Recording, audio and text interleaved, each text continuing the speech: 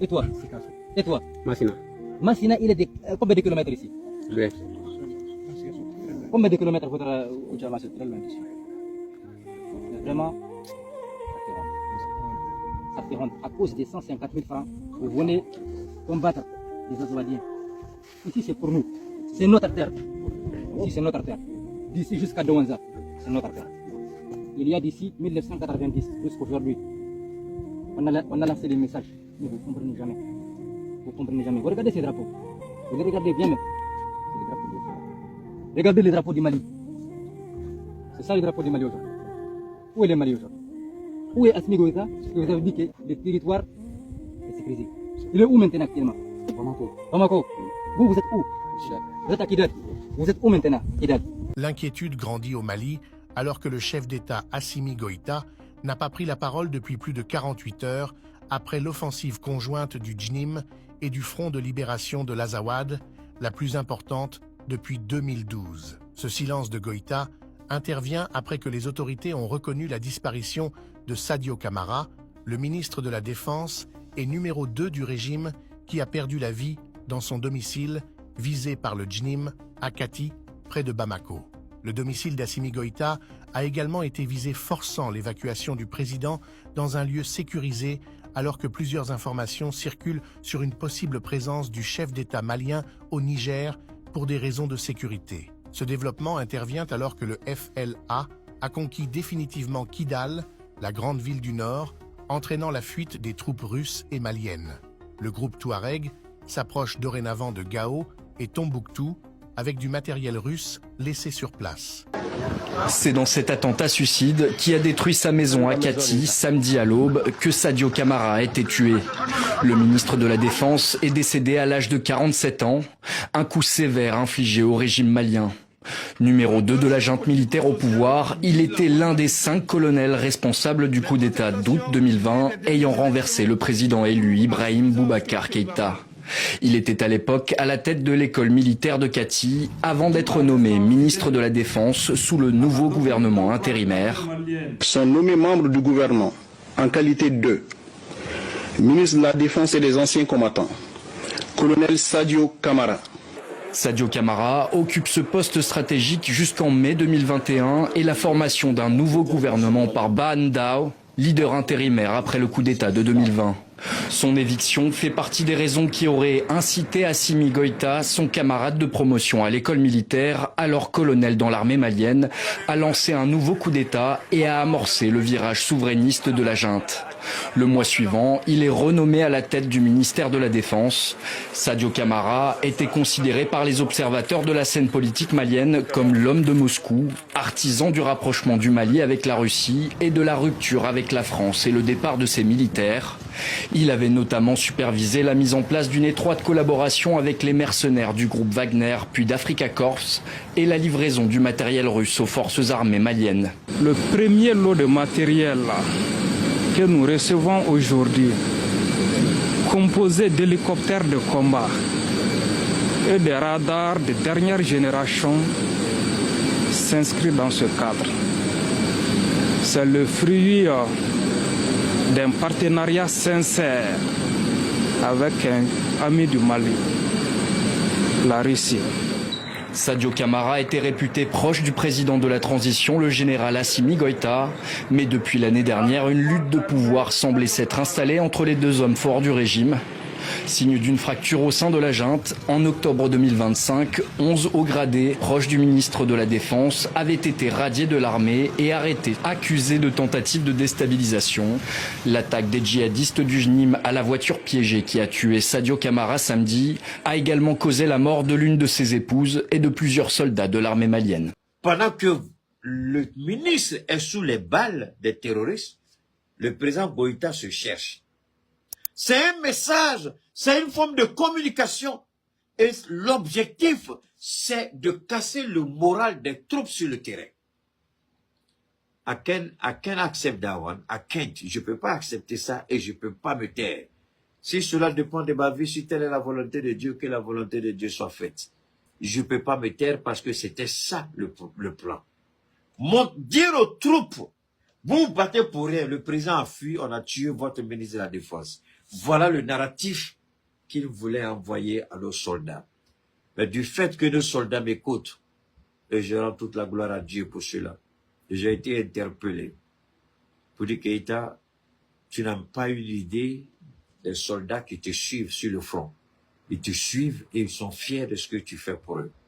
Alors, la réalité du terrain, comme ce petit Ivoirien qui refuse, il dit coup d'état, petit, réveille-toi, si tu veux, je tape. Il est plus vieux que moi, ça je suis d'accord. Mais il connaît rien. Tu parles de coup d'état? Est-ce que tu sais ce que c'est qu'un coup d'état? C'est pas un coup d'état. Les gens voulaient créer d'abord la panique psychologique au sein de nos troupes, au sein de nos éléments, au sein de nos forces de défense pour dire, vous tuez, le président a fui. C'est pourquoi on parle d'exfiltration. Ah, oui, mais exfiltration, je dois expliquer aussi. Exfiltrer quelqu'un, vous envoyez une opération commando, quelqu'un qui est sous les balles, et vous faites tout pour que vous faites évader la personne du lieu. On va pas exfiltrer Sadio, mais c'est Assimi, on va exfiltrer. Je voudrais dire à nos hommes sur le terrain, au regard de ce qu'on m'a dit, Dieu seul sait la vérité. Si vous m'écoutez, vous savez que j'ai pas la langue de bois. Si vous m'écoutez, vous savez que je ne dis que la vérité. Ce que vous avez entendu, tout est faux. Évitez d'aller vous berner, comme l'a dit Ibrahim. Évitez d'aller écouter n'importe quoi parce qu'il y a beaucoup de mensonges dedans. Il n'y a pas la vérité dans beaucoup de choses. Et je vais vous dire une autre chose encore. Ibrahim a dit quelque chose, je voudrais demander au président Goïta et au général Tiani d'en tenir compte. Ibrahim a interdit aux soldats pendant les opérations sur les théâtres d'opération d'avoir les téléphones cellulaires allumés. Parce que sur le terrain, quand vous commencez à communiquer, vous donnez la position de vos hommes. Dieu seul sait si quelqu'un n'a pas allumé son téléphone par erreur ou volontaire, et tout de suite, on s'est rendu compte que, parce qu'on se dit, si toi, où toi tu es, Sadio est là-bas. Donc, une fois qu'on a localisé ton téléphone GPS, on s'est dit tout de suite que Sadio est sur le terrain. Et je voudrais dire au président Goïta, au président Tiani, au président Ibrahim, tous vos hommes qui sont avec vous, qu'ils n'utilisent plus les mêmes téléphones que nous utilisons. Ça, c'est ma première observation. Ils peuvent avoir des téléphones satellitaires ou pendant le service, quand ils sont avec vous, aucun téléphone n'est admis à être en marche.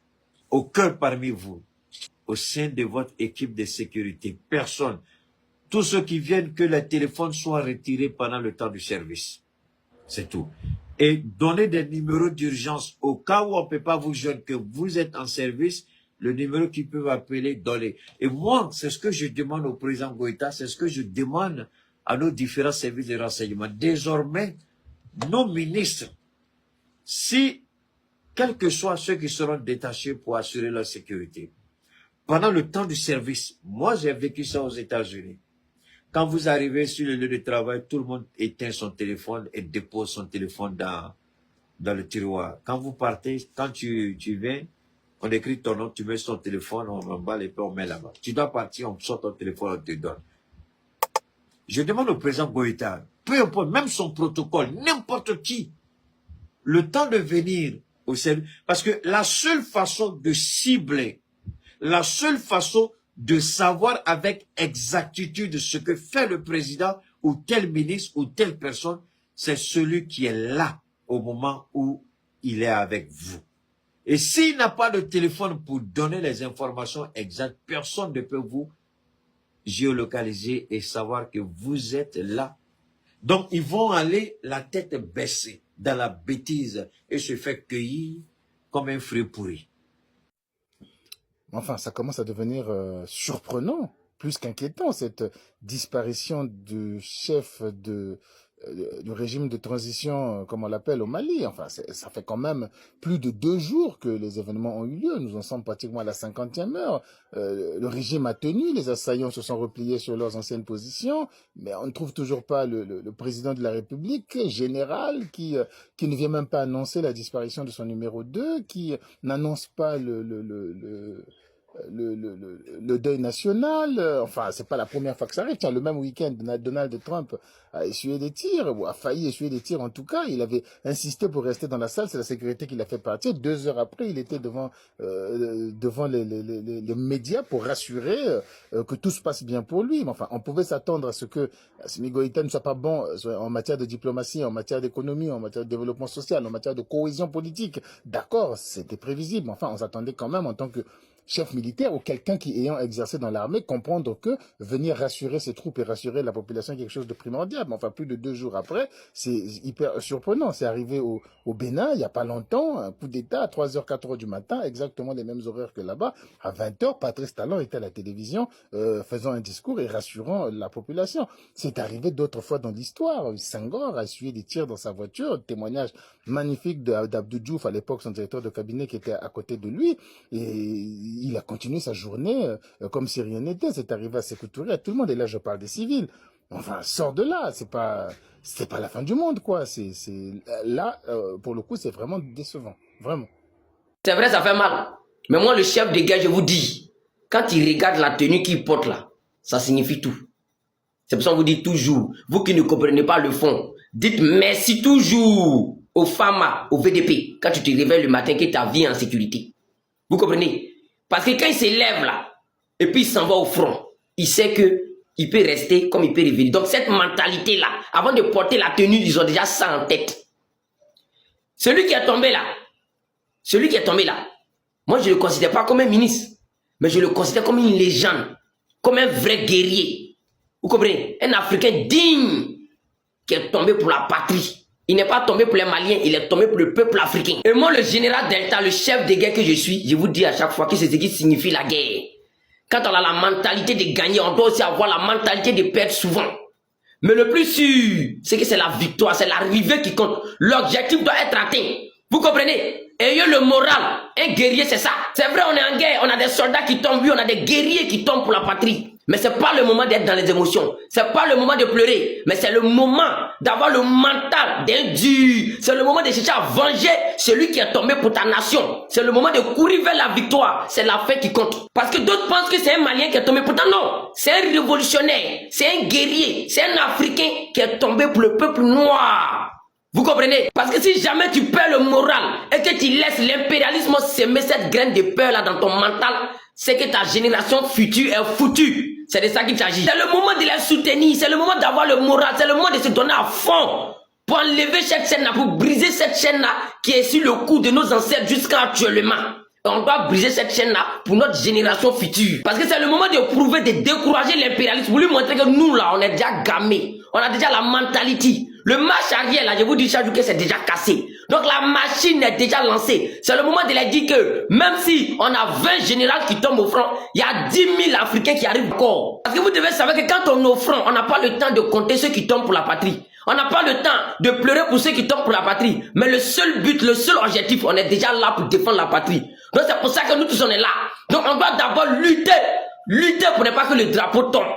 Vous comprenez? Parce qu'on est là pour le Mali, on est là pour le Niger, on est là pour le Burkina Faso, on est là pour l'Afrique. Regarde-moi ici, écoute-moi, tu es au front, non? Et puis tu vois ton parent tomber, tu vois ton frère tomber, tu vois ton collègue tomber. Mais tu ne penses pas pleurer, hein? Non, tu penses à le venger d'abord. Il est tombé pourquoi? C'est là l'esprit d'un guerrier, c'est là le mental d'un guerrier. Donc là, si tu te dis que le général est tombé, ça me fait trop mal, il a pleuré. Hey, nous on n'est pas en train de pleurer pour le moment. Moi on est en train de chercher à le venger d'abord. Parce que moi quand on m'a appelé, depuis que me dit que les gars, il a vraiment douf. Le premier mot qui est sorti dans ma bouche, on doit le venger coûte que coûte. C'est le premier mot qui est sorti dans ma bouche quand j'ai reçu la certification que le gars il a vraiment déjà. Oui, parce que je vous dis à chaque fois, un guerrier là, on peut jamais fuir une guerre qui se trouve sur notre territoire. L'ennemi ne peut pas venir nous provoquer dans notre coin et puis on va fuir comme des lâches. C'est pour ça que je vous dis, il est tombé, c'est-à-dire il est parti comme Thomas Sankara. Il est parti comme Mohamed Kadhafi. Il est parti comme Kwame Nkrumah. Il est parti comme Patrice Lumumba. Donc il est parti comme un révolutionnaire. Et tu dois mettre coûte que coûte dans ta tête que sa mission si t'es là, sa mission ici parmi nous là, c'était pour nous accompagner dans cette lutte là. C'était pour nous accompagner dans cette guerre là. Jusqu'à ce niveau. C'est là que Dieu lui a dit, bon toi, retourne-toi. Les autres vont continuer. Donc Dieu compte sur toi pour défendre ta patrie. Dieu compte sur toi pour continuer. Parce qu'il a amené le général pour t'accompagner jusqu'à un certain niveau. Pour que toi maintenant tu prends le flambeau pour continuer. Mais si tu perds le moral, mon frère, c'est ta génération future qui est foutue. Regardez, écoute bien. Il y a un proverbe africain qui dit, on peut faire semblant de manger.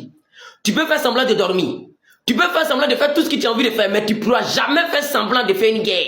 Vous comprenez? Parce que là-bas, là, on ne va pas là-bas pour aller plaisanter. On va là-bas pour 2 buts. Soit gagner, soit perdre. Donc, soit déjà, soit revenir avec la victoire. Donc, en guerre, il n'y a jamais esprit. En guerre, il n'y a jamais la plaisanterie. Donc, là-bas, quand on va là-bas, on a déjà la mentalité qu'il faut. Attends, ou bien vous pensez que quand on vous dit ici, partagez la vidéo parce qu'on est en guerre. Vous pensez que quoi? La guerre, là, vous devez savoir qu'on est en guerre sur tous les territoires, sur tous les plans. Que ce soit au front, que ce soit en communication. Donc, quand tu tombes sur la vidéo du partage, c'est pas pour moi. Mais c'est pour partager la vidéo pour donner à ton collègue, pour donner à ton frère. Pour lui dire que, ah, Joe, c'est vrai, hein, quand le général est tombé là, ah, j'avais perdu un peu le moral, hein, mais c'est ce que le général Delta vient de dire. Donc, on doit continuer. On doit aller devant. Mais en tout cas, on doit dire merci aux femmes. Famille, faut écrire merci aux femmes dans les commentaires. On reconnaît que oui, il y a eu peut-être des infiltrés, il y a eu des trahisons, mais l'homme noir, c'est notre nature. Vous comprenez? Voilà. Donc, on reconnaît que s'ils ont réussi à connaître la position du gars, ils ont réussi à la voir, c'est parce qu'il y a eu forcément des infiltrés, il y a eu forcément des vendus.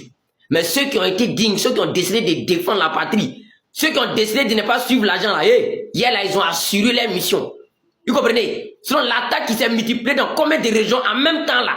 C'était la même chose qu'on pour l'année passée, 7 attaques en une journée. Donc l'objectif qui n'a pas été atteint l'année passée là, c'est cette année. Donc c'est maintenant, ils sont revenus en renfort. Vous comprenez? Donc si l'ennemi ne perd pas le moral, c'est à toi de perdre le moral. Est-ce que tu es un enfant? Faut perdre le moral. Partagez la vidéo de République Famille ensemble.